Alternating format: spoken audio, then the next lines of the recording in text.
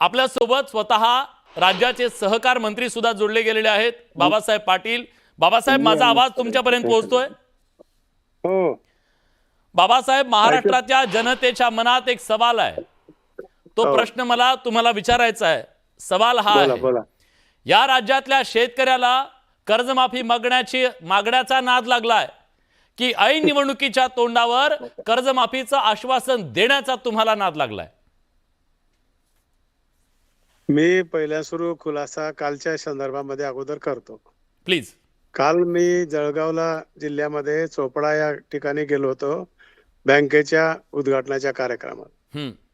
त्या भागात गेल्यानंतर त्यांना उदाहरण म्हणून मी कोल्हापूरच्या गोकुळ दूध संघाचं दिलं आणि मराठवाडा, विदर्भ आणि खानदेशामध्ये देखील आपल्याला तशा प्रकारची सहकारी चळवळ डेव्हलप करावं लागेल. आणि अर्बन बँकेच्या उद्घाटनाला गेला असताना अर्बन बँक असो की पतसंस्था असो, जिल्हा बँक शेतकऱ्याला कर्ज देतच असते, पण अर्बन बँक आणि पतसंस्थांनी देखील कर्ज शेतकऱ्याला द्यावं लागेल. मग दुधासाठी आपल्याला धवल क्रांती करावी लागेल. एका कोल्हापूर जिल्ह्यामध्ये 20 लाख लिटर दर दिवसाला दूध निघतंय. त्याचे पैसे 10-10 दिवसाला मिळतात आणि तोच धागा धरून मी माझ्या मतदारसंघामध्ये दूध डेअरी काढली आहे.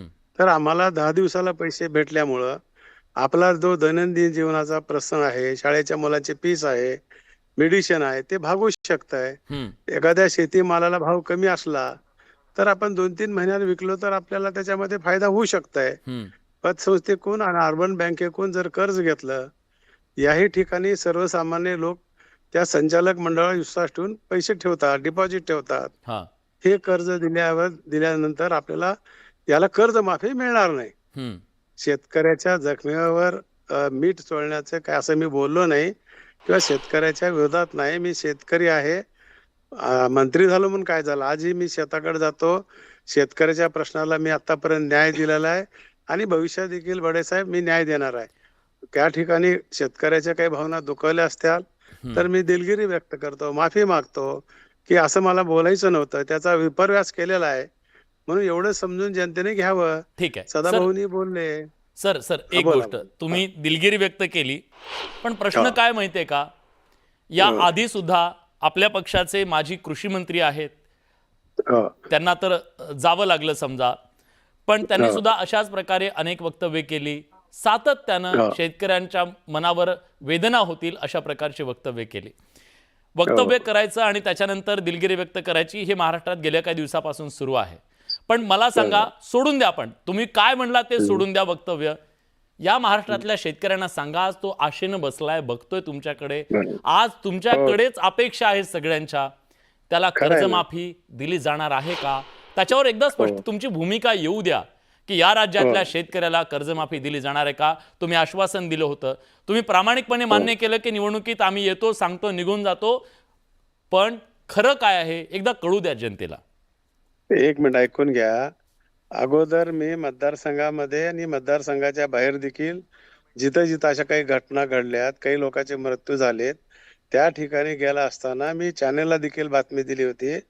माझं मत मांडलं होतं की ही परिस्थिती आहे, आम्हाला शेतकऱ्याला अशा संकटामध्ये आमच्या सरकारची तिजोरी खाली करण्याची वेळ आली आहे तर आम्ही करणार आहोत.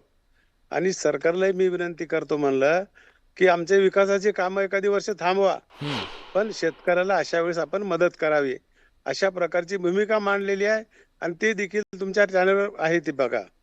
आता कर्जमाफीच्या संदर्भातला प्रश्न आहे, त्या संदर्भामध्ये राज्याचे मुख्यमंत्र्यांनी त्यावेळेस सांगितलंय की आपल्याला कर्जमाफी द्यायची आहे. त्याच्यासाठी एक कमिटी बसवलेली आहे.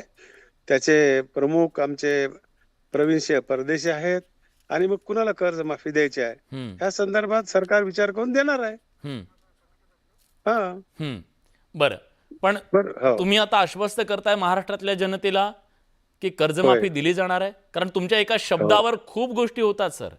आज राज्यातला सगळा शेतकरी बघतोय हे सगळं, म्हणून मी तुम्हाला विचारतोय. बरोबर आहे ना, सांगितलं की मी की बाबा त्यांनी कमिटी बसवली आहे, कोणत्या शेतकऱ्याला मदतीची गरज आहे अशा प्रकारची अधिकारी त्या ठिकाणी कमिटी बसवली आहे आणि ती कमिटी ज्यावेळेस निर्णय देईल त्यावेळेस आपलं सरकार देण्यासाठी आमच्या मुख्यमंत्र्यांनी त्यावेळेस सांगितलं होतं, असं सभागृहात देखील सांगितलेलं आहे. ठीक आहे. सदाभाऊ खोत आपल्या सोबत आहेत. मी सदाभाऊंना पण विचारतो की सदाभाऊ, कर्जमाफीच्या संदर्भात प्रक्रिया सुरू झालेली आहे? निश्चितपणानं सांगतो की जाहीरनाम्यामध्ये जी घोषणा केलेली होती त्याची अंमलबजावणी निश्चितपणानं सरकारकडून होणार आहे. आज त्याच्याबद्दल माझ्या मनामध्ये अजिबात शंका नाही आहे. आताच्या पहिल्या टप्प्यामध्ये हे जे संकट आलं त्याला सावरायला चांगलं पॅकेज खऱ्या अर्थानं सरकारनं या ठिकाणी दिलेलं आहे. मुद्दा हा राहतो की मला दोनच प्रश्नांची उत्तरं द्यायची आहेत की सहकार मंत्री एक स्वभावानं खरंच चांगला आणि शांतमय जाणारं व्यक्तिमत्व आहे. आता त्यांच्या मुखातून गेली जायला नाही पाहिजे होती. पण मी सहकार मंत्र्यांना स्पष्ट सांगतो की तुमच्या हातात किती आहे मला माहित आहे. या महाराष्ट्रामध्ये तुम्ही आता म्हणला की कोल्हापूर सारखा व्यवसाय मराठवाड्यातल्या शेतकऱ्याच्या मुलांनी केला पाहिजे, जोडधंदा शेतीला केला पाहिजे. सहकार मंत्र्यांना एक प्रश्न विचारतो की राज्यामध्ये ज्या जिल्हा मध्यवर्ती बँका आहेत ते शेतकऱ्याच्या पोरांना जोडधंद्याला कर्ज देतात का? एकदा एक आकडा जाहीर करा. शेतकऱ्याला किती कर्ज दिलं गेलंय आणि शेतकऱ्यांची संख्या किती आणि त्या बँकेतल्या टोल टाकणाऱ्या गड्यांना कर्ज किती दिलंय? काय करत 200-300 कोटी डायरेक्टर नात्या गोत्यात त्यांनी हाणलं या आणि शेतकऱ्याला 10,000, 20,000, 25,000 त्याच्या घरादाराचा तुम्ही निलावा करताय. राज्यामध्ये एकदा जिल्हा मध्यवर्ती बँकेची यादी काढा. त्यांच्या संस्थेला यांच्या बगल बच्च्यांना कर्ज किती दिलंय. कारण या सगळ्या जिल्हा मध्यवर्ती बँकेला विळाका त्यांनी घातलेला आहे. तुम्ही कर्जदार शेतकऱ्याला मताचा अधिकार देणार आहे का? या कर्जदार शेतकऱ्याला मताचा अधिकार मी विचारतो. खूप खूप महत्वाचा मुद्दा तुम्ही उपस्थित केलाय. खूप महत्वाचा मुद्दा उपस्थित केलाय. मंत्री महोदय काय म्हणता? त्यांची सदाभाऊ ऐका, तुम्ही कुठेतरी काहीतरी कमी जास्त झाला असं नाही म्हणत नाही. आता मी ज्या बँकेचा डायरेक्टर आहे गेल्या 35 वर्षापासून, लातूर जिल्हा मध्यवर्ती बँक हे मराठवाड्यातली बँक आहे. शेतकऱ्याच्या मुलाला 100-125 लोकांना आम्ही एज्युकेशन लोन चालू केलंय, त्यांना पैसे दिलेत. एवढंच नाही, त्यांना आम्ही पुण्या सगळ्याला गाठून विचारलंय की तुम्हाला कर्ज दिलं त्याच्यामुळे पैसे मंत्री महोदय शेतकऱ्याच्या पोरांना किती दिली ती किती कोटी दिली ते एकदा आकडा जाहीर करा आणि या बाकी बच्च्यांना साखर. पण आता आकडा नसेल त्यांच्याकडे समजा, कारण कागदोपत्री पैसे दिले तो आकडा काढा. बघा बऱ्याच बँकामध्ये दिलेला आहे. शेतकऱ्याच्या मुलाला शिक्षणासाठी एज्युकेशन लोन साठी राष्ट्रीयकृत बँका देत नाहीत. जिल्हा मध्यवर्ती बँका माझी बँक सगळ्याचा आकडा पाहिजे असेल तर सदाभाऊलाही देतो मी. पण 125 लोकांना आम्ही कर्ज दिलंय. त्या लोकांनी कर्ज घेतल्यामुळं त्यांचं शिक्षण पूर्ण झालंय.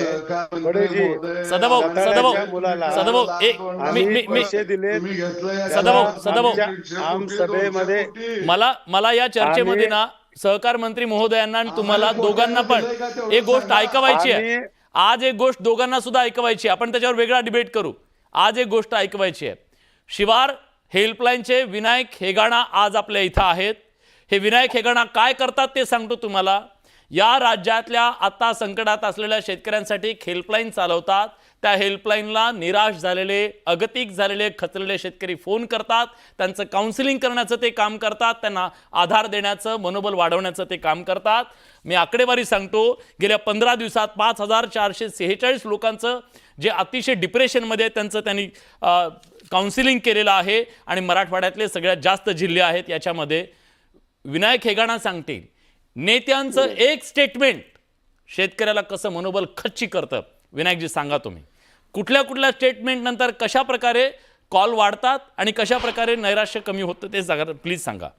पाटील साहेब, जसं सरकारनं हे सगळी मदत जाहीर केली, जवळपास 60% शेतकऱ्यांचे फोन येणं आम्हाला बंद झालं.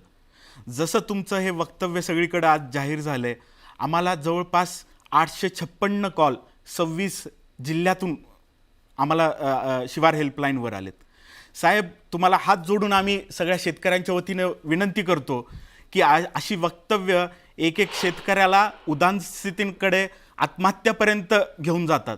त्यामुळे यापुढं आपण कृपया करून जबाबदारीनं अशी वक्तव्य करावीत. आणि महाराष्ट्रातील सगळ्या नेत्यांना आम्ही हात जोडून विनंती करतो, शेतकऱ्यांची पोरं म्हणून करतो, कारण तुमच्या प्रत्येक एका वाक्यावर शेतकरी कुठंतरी आस लावून बसलाय आणि विचार करतोय की कधी ना कधी तरी कर्जमाफी होईल आणि मी ह्याच्यातून बाहेर पडेल. महाराष्ट्रात मागच्या दोन कर्जमाफ्या जाहीर झाल्या. आत्तापर्यंत आम्हाला 5,736 शेतकऱ्यांचे फोन येऊन गेलेत.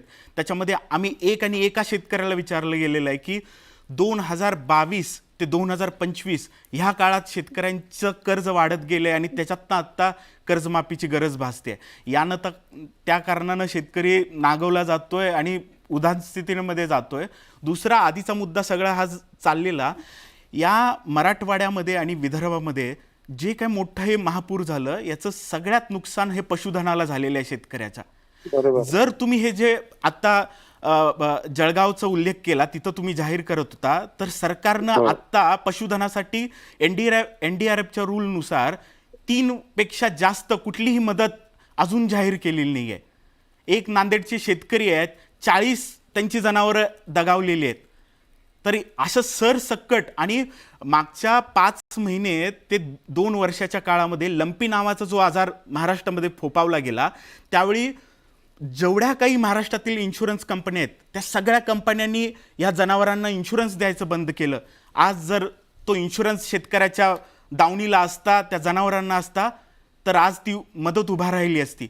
तर दोन्हीकडं शेतकरी नागावला जातोय. त्याच्यासाठी सरकारनं भूमिका घेणं, ठोसपणे घेणं. आणि तुम्ही जसं गोकुळचा कोल्हापूरचा उल्लेख केला, तर अशा पातळीवर जर सरकार त्यांच्या पाठीमागं जनावरांच्या मागं शेतकऱ्याच्या मागं उभं राहणार नसेल तर साहेब आपण दिलेलं उदाहरण हे फोल ठरेल.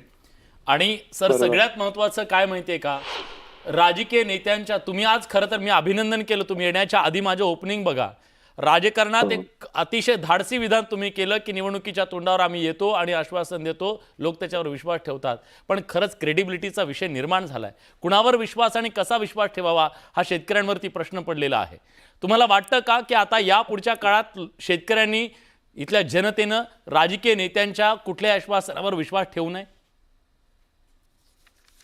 पहिला मुद्दा एक लक्षात घ्या तुम्ही, आपण सांगितलात नुकसान झाले ते आम्ही शासनाच्या निर्देशास आणून देऊ, जास्तीत जास्त मदत कसं देता येईल ते बघू. माझा विषय लाईनवर येण्याचा एवढाच होता की मी तिथे काय बोललो हे खुलासा करायचा होता. म्हणून शेतकऱ्याच्या काही भावना दुखावल्या असत्याल तर मी पुन्हा एकदा आपल्याला, आपण हात जोडलात मला, तसं नका करू. मी तुमचा सहकारी आहे, तुम्हालाच हात जोडतो आणि मी दिलगिरी व्यक्त करतो. आणि मी शेतकऱ्याच्या बाजूने मागही होतो आणि भविष्यात बी राहणार आहे. विनाकारण राजकारण करायचं काही लोक प्रयत्न करतायत, त्यांना जे करायचं ते करा म्हणावं. आम्ही सोबत आहोत, आम्ही सरकार शेतकऱ्याच्या पाठीमाग आहे. ठीक आहे. आणि जे जे काही बोललंय ते आम्ही करणार आहोत. ठीक आहे. धन्यवाद. खूप खूप धन्यवाद सर, तुम्ही न्यूज 18 लोकमतशी बोललात त्याबद्दल.